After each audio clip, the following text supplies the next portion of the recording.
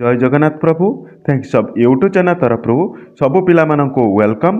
ମୁଁ ଆଶା କରୁଛି ଆପଣମାନେ ଭଲ ଥିବେ ଏବଂ ନିଜ ନିଜର ପ୍ରସ୍ତୁତି ଠିକ୍ ହିସାବରେ ଚଲି ରଖିଥିବେ। ଓଡ଼ିଶା ଲେବୁଲ୍ରେ ଆପଣଙ୍କର ଏକ୍ଜାମ୍ ଯେ ହେବା ପାଇଁ ଯାଉଛି ଆଗାମୀ ଦିନରେ forest guard, OSF, excise constable ଏମିତି ବିଭିନ୍ନ ଏକ୍ଜାମ୍ ଆପଣମାନଙ୍କୁ ହେବା ପାଇଁ ଯାଉଛି। ସେହି ରିଲେଟେଡ୍ ଆଜି ଆମେ କିଛି କ୍ୱେଶ୍ଚିନ୍ ନେଇ ଆସୁ ପୁରାପୁରି ଏକ୍ଜାମ୍କୁ ରିଲେଟ୍ କରିକି, ଯେମିତି ଏକ୍ଜାମ୍ରେ ଯେ କ୍ୱେଶ୍ଚିନ୍ ପଡ଼େ ତାକୁ ହିଁ ଲକ୍ଷ୍ୟ କରିକି ଆମେ କ୍ୱେଶ୍ଚିନ୍ ନେଇ ଆସୁ। ଭିଡ଼ିଓଟିକୁ ଲାଷ୍ଟ ପର୍ଯ୍ୟନ୍ତ ଦେଖିବେ ଏବଂ ଆପଣଙ୍କୁ ଟ୍ରିକ୍ ହିସାବରେ ମଧ୍ୟ ଆପଣଙ୍କୁ ମନେ ରଖିଦେବୁ। ଯେମିତି ଥରେ ଭିଡ଼ିଓ ଦେଖିବେ ଆଉ ଥରେ ରିଭିଜନ୍ କରିଦେବେ, ଦେଖିବେ ଆପଣଙ୍କ ସମସ୍ତ କ୍ଲିଅର୍ ହେଇଯିବ ଏବଂ ଓଡ଼ିଆରେ ଆପଣମାନେ ସୁନିଶ୍ଚିତ 25ରୁ 25 ହିଁ ପାଇକି ଆସିବେ। ଦେଖନ୍ତୁ ପ୍ରଥମ କ୍ୱେଶ୍ଚନ୍ କ'ଣ ରହୁଛି ନା କ୍ୱେଶ୍ଚନ୍ ରହୁଛି ନିମ୍ନଲିଖିତ ଶବ୍ଦରୁ ସଠିକ୍ ବାକ୍ୟଟି ବାଛ। ଖାଏ ସେ ଭାତ, ସେ କହୁଛି ଖାଏ ସେ ଭାତ। ପିଲାମାନେ ଟିକେ ମ୍ୟାନେଜମେଣ୍ଟ କରିବେ, ଦେହ ଭଲ ନାହିଁ, ତେଣୁ ତା ସତ୍ତ୍ୱେ ବି ମଧ୍ୟ ମୁଁ ଆପଣଙ୍କ ପାଇଁ ଭିଡ଼ିଓ ନେଇ ଆସିଛି। ତେଣୁ ଆପଣମାନେ ଟିକେ ମ୍ୟାନେଜ୍ କରିବେ ଏବଂ ଫ୍ରେଣ୍ଡ ସାର୍କେଲ୍ ସେୟାର କରିଦେବେ ଏବଂ ଗୋଟେ ଲାଇକ୍ କରିଦେବେ। ଦେଖନ୍ତୁ କ୍ୱେଶ୍ଚନ୍ ରହିଲା ନିମ୍ନ ଶବ୍ଦ ମଧ୍ୟରୁ ସଠିକ୍ ବାକ୍ୟଟି ହେଉଛି ଖାଏ ସେ ଭାତ। ଏଥିରେ ଖାଏ ସେ ଭାତ ଭିତରୁ ସଠିକ୍ଟି କେଉଁଟି? ନା ଅପସନ୍ ନମ୍ବର ଏ ହେଉଛି ସେ ଭାତ ଖାଏ, ସେ ଭାତ ଖାଏ, ଭାତ ସେ ଖାଏ, ଖାଏ ଭାତ ସେ। ତ ଉତ୍ତର ହେଉଛି ଆପଣଙ୍କର ଅପସନ୍ ନମ୍ବର ବି ହେଉଛି ସେ ଭାତ ଖାଏ। ଖାଏ ଭାତ ହେବ କି? ନା ହେବନି। ତେଣୁ ଏଇଠି ମନେ ରଖିବେ ଟ୍ରିକ୍ ହେଉଛି ଆପଣଙ୍କର କୌଣସି ବାକ୍ୟ ଗଠନ ହୁଏ ସେଠି କ'ଣ ହୁଏ ନା ଆଗେ ପ୍ରଥମ ଥାଏ କର୍ତ୍ତା ଥାଏ, ବୁଝିପାରିଲେ? ଏଇଟା ହେଉଛି କର୍ତ୍ତା ଥାଏ, ତାପରେ କି ହେବ ନା କର୍ମ ଆସିବ, ତାପରେ କିଏ ଆସିବ ନା ଆପଣଙ୍କ କ୍ରିୟା ଆସିବ, ବୁଝିପାରିଲ? ତାପରେ ଆସିବ କିଏ ନା କ୍ରିୟା, ନହେଲେ କର୍ତ୍ତା କର୍ମ କ୍ରିୟା। ତେଣୁ ଏଠି ଦେଖ କର୍ତ୍ତା କିଏ ନା କର୍ତ୍ତା ହେଉଛି ସିଏ, ଭାତଟା ହେଉଛି କିଏ ନା କର୍ମ, ଖାଏ କିଏ ନା ଗୋଟେ କ୍ରିୟା, ଗୋଟେ କାମକୁ ବୁଝୁଛି। ତେଣୁ ଏଠି କ୍ରିୟାଟା ହେଉଛି ଖାଇବାଟା, ବୁଝିପାରିଲେ? ମୁଁ ଭାବୁଛି ଆପଣମାନେ ବୁଝିପାରୁଥିବେ। ତାପରେ ନେକ୍ସଟ କ୍ୱେଶ୍ଚନ୍ ହେଉଛି ଯଦି ବି କିଛି ଡାଉଟ୍ ଅଛି ତେବେ ମୋତେ କମେଣ୍ଟରେ ପଚାରିବେ, ମୁଁ ଆପଣଙ୍କ କମେଣ୍ଟର ଉତ୍ତର ଦେବା ପାଇଁ ଚେଷ୍ଟା କରିବି। ନେକ୍ସଟ କ୍ୱେଶ୍ଚନ୍ ହେଉଛି ସଠିକ୍ ବାକ୍ୟଟିକୁ ବାଛ। ଅପସନ୍ ଏ ହେଉଛି ଯାଏ ମୁଁ ସ୍କୁଲ ଯାଏ, ସ୍କୁଲ ମୁଁ ଯାଏ, ଯାଏ ସ୍କୁଲ ମୁଁ। ଏଥିରେ ଉତ୍ତର ହେଉଛି ଅପସନ୍ ନମ୍ବର ବି ହେଉଛି ମୁଁ ସ୍କୁଲ ଯାଏ। ସେଇଭଳି ଉତ୍ତରରେ ଆପଣଙ୍କୁ ଦେଖିବାକୁ ଗଲେ ମୁଁ ହେଉଛି କ'ଣ, ମୁଁ ହେଉଛି କିଏ ନା ମୁଁ ହେଉଛି କର୍ତ୍ତା, କର୍ତ୍ତାଟା ହେଉଛି କିଏ ନା ମୁଁ, ବୁଝିପାରିଲ? ଏଠି ସ୍କୁଲ ଯାଏ, ଯାଏଟା କିଏ ନା ଯାଏଟା ହେଉଛି କ୍ରିୟା। ତେଣୁ କର୍ତ୍ତା କର୍ମ, କର୍ମ କ'ଣ ସ୍କୁଲ, ଯାଏ କର୍ତ୍ତା, କର୍ତ୍ତା କର୍ମ କ୍ରିୟା, କ୍ରିୟାଟା କିଏ ନା ଯାଏ, ବୁଝିପାରିଲେ? ତାପରେ ନେକ୍ସଟ କ୍ୱେଶ୍ଚନ୍ ଅସଂଗଠିତ ଶବ୍ଦକୁ ବାକ୍ୟ ଗଠନ କର। ଲେଖୁଛି ପିଲା ମାଟିରେ, ଏମିତି କ୍ୱେଶ୍ଚନ୍ ଆପଣମାନେ ହିଁ ଦେଖିବା ପାଇଁ ପାଇଥିବେ। ମାନେ ଓଡ଼ିଶା ଲେଭେଲରେ ଯେ ଏକ୍ଜାମ୍ ଗୁଡ଼ାକ ଆପଣମାନେ ଦେଇଛନ୍ତି ଏହିସବୁ କ୍ୱେଶ୍ଚନ୍ ଆପଣମାନେ ଦେଖିବା ପାଇଁ ପାଇଥିବେ। ପୁରା ବି ଏକ୍ଜାମ୍କୁ ରିଲେଟ୍ କରିକି ମଧ୍ୟ ଆଣିଛି। ତେଣୁ ପିଲାମାନେ ଗୋଟେ ଲାଇକ୍ କରିଦେବେ, କାହିଁକିନା ଏତେ ଦେହ ଖରାପ ସତ୍ତ୍ୱେ ବି ମଧ୍ୟ ମୁଁ ଆପଣଙ୍କ ପାଇଁ ସବୁଦିନ ଜବ୍ ରିଲେଟେଡ଼୍ ଏବଂ ଷ୍ଟଡ଼ି ରିଲେଟେଡ଼୍ ମଧ୍ୟ ଭିଡ଼ିଓ ନେଇ ଆସୁଛି, ଯାହାକି କାଲି ମଧ୍ୟ ଆପଣଙ୍କ ପାଇଁ ଷ୍ଟଡ଼ି ରିଲେଟେଡ଼୍ ଭିଡ଼ିଓ ଆଣିପାରିଲିନି। ଏମିତି ବହୁତ ଦେହ ଖରାପ ହେଇଗଲା, ସେଇଥିପାଇଁ ଆଣିପାରିଲିନି, କିନ୍ତୁ ଆଜି ଚେଷ୍ଟା କରିକି ମଧ୍ୟ ଆପଣଙ୍କ ପାଖକୁ ନେଇ ଆସିଛି। ତେଣୁ ଫ୍ରେଣ୍ଡ ସାର୍କେଲ୍ ଆପଣମାନେ ଭିଡ଼ିଓଟିକୁ ସେୟାର କରିଦିଅନ୍ତୁ ଏବଂ ଗୋଟେ ଲାଇକ୍ କରନ୍ତୁ ଏବଂ କୌଣସି ଯଦି ଡାଉଟ୍ ଅଛି ତେବେ ମଧ୍ୟ କମେଣ୍ଟ କରି ପଚାରିବେ। କାହିଁକିନା ଆପଣମାନେ ଭିଡ଼ିଓଟିକୁ ସ୍କିପ୍ କରିଯିବେ, ଆପଣମାନଙ୍କର ଏକ୍ଜାମ୍ରେ ସେଇ ରିଲେଟେଡ଼୍ ହିଁ ଏକ୍ଜାମ୍ ଆସିଥିବ, କ୍ୱେଶ୍ଚନ୍ ଆସିଥିବ, ଆପଣମାନେ ହଇରାଣ ପଡ଼ିଯିବେ। ଦେଖନ୍ତୁ ମୋ ଦେହ ଖରାପ ସତ୍ତ୍ୱେ ବି ମଧ୍ୟ ମୁଁ ଆପଣଙ୍କ ପାଇଁ ଭିଡ଼ିଓଟି ନେଇ ଆସିଛି। ହଉ ଛାଡ଼, ସେ କଥା ଛାଡ଼, ବାଇ ଦ ୱେ ସେଟା ହେଉଛି ମୋ ପର୍ସନାଲ୍ ମ୍ୟାଟର୍ କଥା। ଆସ କ୍ଲାସ୍ ଉପରକୁ। ଅସଂଗଠିତ ଶବ୍ଦକୁ ବାକ୍ୟରେ ଗଠ।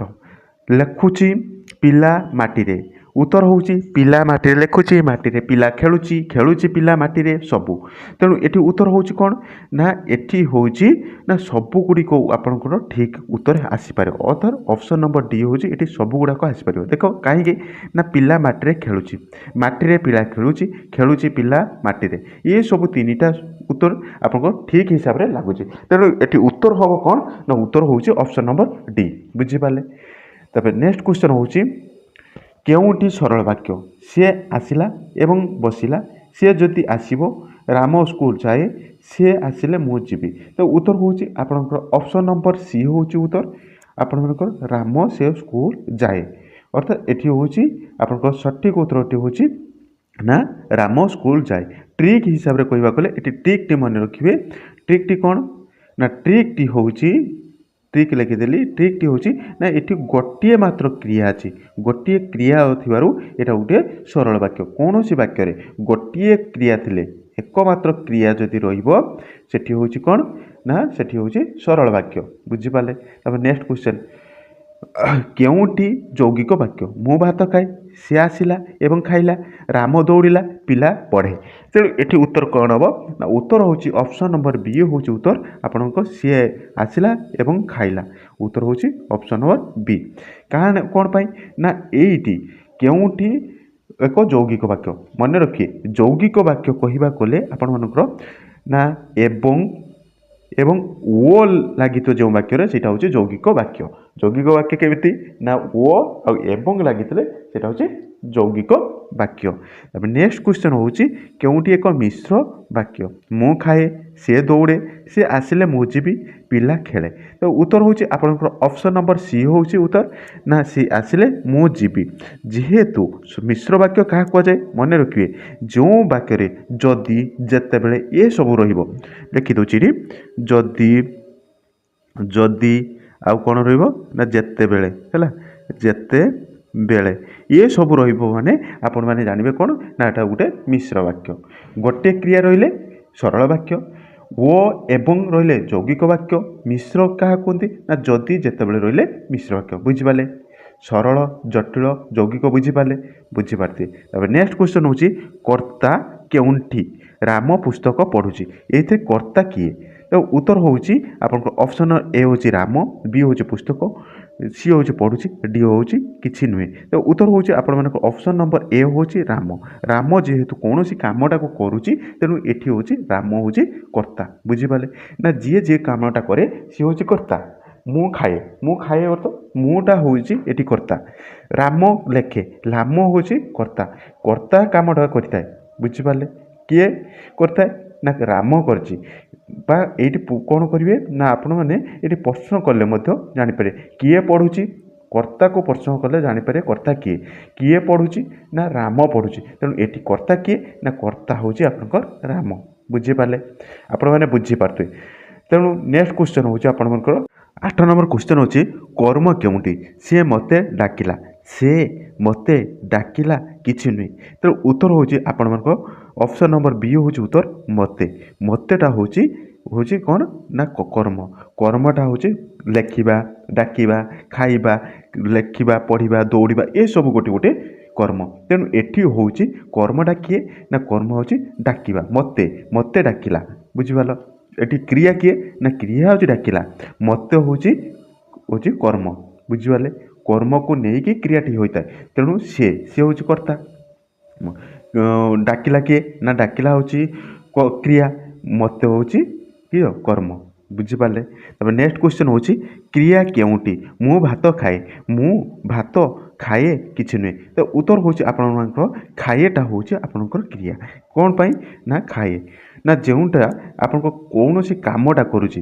କ'ଣ କହୁଛି ନା ଖାଇବାଟା ଗୋଟେ କାମ କରୁଛି, ଲେଖିବା ଗୋଟେ କାମ କରୁଛି, ପଢ଼ିବା ଗୋଟେ କାମ କରୁଛି, ଏସବୁ ଗୋଟେ କ୍ରିୟା। ତେଣୁ ଏଠି ହେଉଛି ଖାଇବାଟା ହେଉଛି ଗୋଟେ କ୍ରିୟା। ତେଣୁ ଏଠି ହେଉଛି ଖାଇବାଟା ହେଉଛି କ୍ରିୟା। ବୁଝିପାରିଲେ?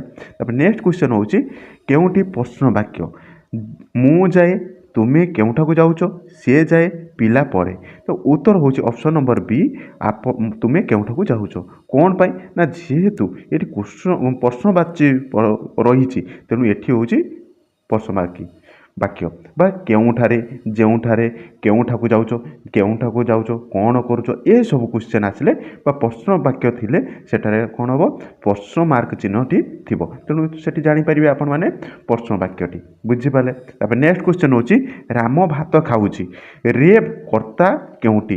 ରାମ ଭାତ ଖାଉଛି। ତେଣୁ ଏଠି କର୍ତ୍ତା କିଏ ନା ରାମ ଭାତ ଖାଉଛି କିଛି ନୁହେଁ। ତେଣୁ ଏଠି ହେଉଛି କର୍ତ୍ତା ହେଉଛି ରାମ। କ'ଣ ପାଇଁ? ରାମ କାମଟା ହିଁ କରୁଛି। କିଏ କାମ କରୁଛି ନା ରାମ। ଖାଉଛି ହେଉଛି କ୍ରିୟା, କର୍ତ୍ତା ହେଉଛି ରାମ। ବୁଝିପାରିଲେ? ତାପରେ ନେକ୍ସଟ କ୍ୱେଶ୍ଚନ୍ ହେଉଛି ସେ ପୁସ୍ତକ ପଢ଼ିଲାରେ କର୍ମ କ'ଣ? ସେ ପୁସ୍ତକ ପଢ଼ିଲା କିଛି ନୁହେଁ। ତ ଉତ୍ତର ହେଉଛି ଏଠି ହେଉଛି ପୁସ୍ତକ ହେଉଛି ଆପଣଙ୍କର କର୍ମ। ପୁସ୍ତକଟା ହେଉଛି କର୍ମ। କ'ଣ ପାଇଁ ନା ସିଏ ହେଉଛି କର୍ତ୍ତା, ପଢ଼ିଲା ହେଉଛି କର୍ମ। ଏଠି ହେଉଛି କର୍ମ କ'ଣ? ପୁସ୍ତକ। କ୍ରିୟା ହେଉଛି ପଢ଼ିଲା। କ୍ରିୟା ହେଉଛି କୌଣସି କାମକୁ ବୁଝେ। ପୁସ୍ତକଟା ହେଉଛି କର୍ମ। କ'ଣ କରୁଛି ନା ପୁସ୍ତକ କରୁଛି, ପୁସ୍ତକଟାକୁ ପଢ଼ୁଛି। ପଢ଼ିବାଟା ହେଉଛି କ୍ରିୟା ଆଉ କର୍ମ ହେଉଛି ପୁସ୍ତକ। ସେ ହେଉଛି କର୍ତ୍ତା। ବୁଝିପାରିଲେ? ତାପରେ ନେକ୍ସଟ କ୍ୱେଶ୍ଚନ୍ ହେଉଛି ମୁଁ ସ୍କୁଲ ଯିବି କେଉଁ କାଳ? ଅତୀତ ବର୍ତ୍ତମାନ ଭବିଷ୍ୟତ କିଛି ନୁହେଁ। ତେଣୁ ମୁଁ ଯିବି ଏମିତି ମଧ୍ୟ କ୍ୱେଶ୍ଚନ୍ କରିଛି। ଏଇଟା ହେଉଛି ଆପଣଙ୍କର ଭବିଷ୍ୟତ କାଳ ହେବ।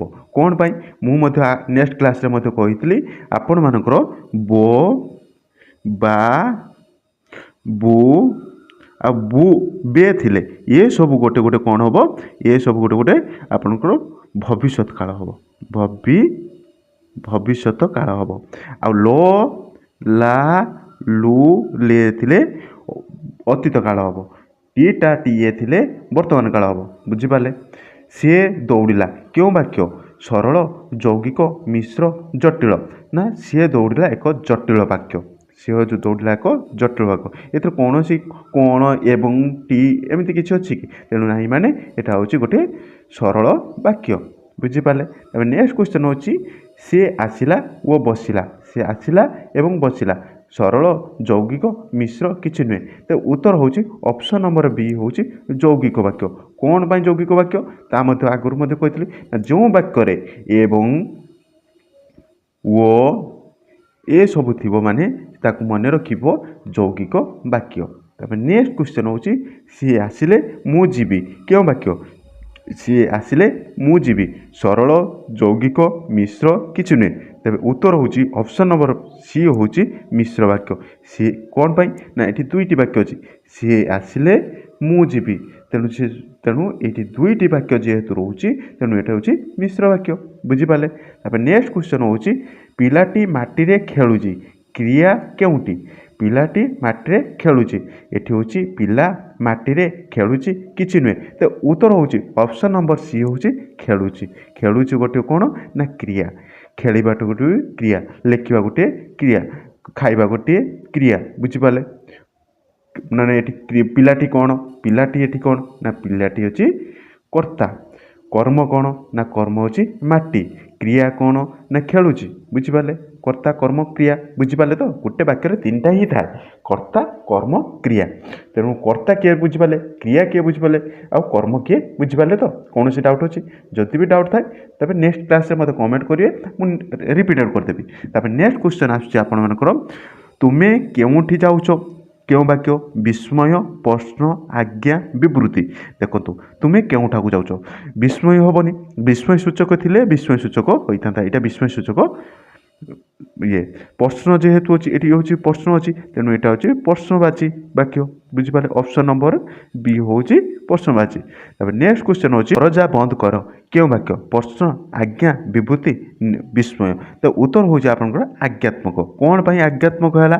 ନା ୟାର କୌଣସି କଥା, ଦରଜା ବନ୍ଦ କର କୌଣସି କାହାକୁ ଜଣେ ଉପଦେଶ ଦେଉଛି ବା ପିଲାଟିକୁ ମା ଉପଦେଶ ଦେଉଛି ବା ଶିକ୍ଷକ ଛାତ୍ରକୁ ଉପଦେଶ ଦେଉଛନ୍ତି ଦରଜା ବନ୍ଦ କର। କିଏ ଜଣେ ଅନ୍ୟ ଜଣକୁ ଉପଦେଶ ଦେଲା ପରିକା ଜଣାପଡ଼ୁଛି ବାକ୍ୟରେ। ତେଣୁ ଏଠି ହେଉଛି ଆଜ୍ଞାତ୍ମକ ବାକ୍ୟ। ମନେ ରହିଲା? ଆଜ୍ଞାତ୍ମକ ବାକ୍ୟ କ'ଣ?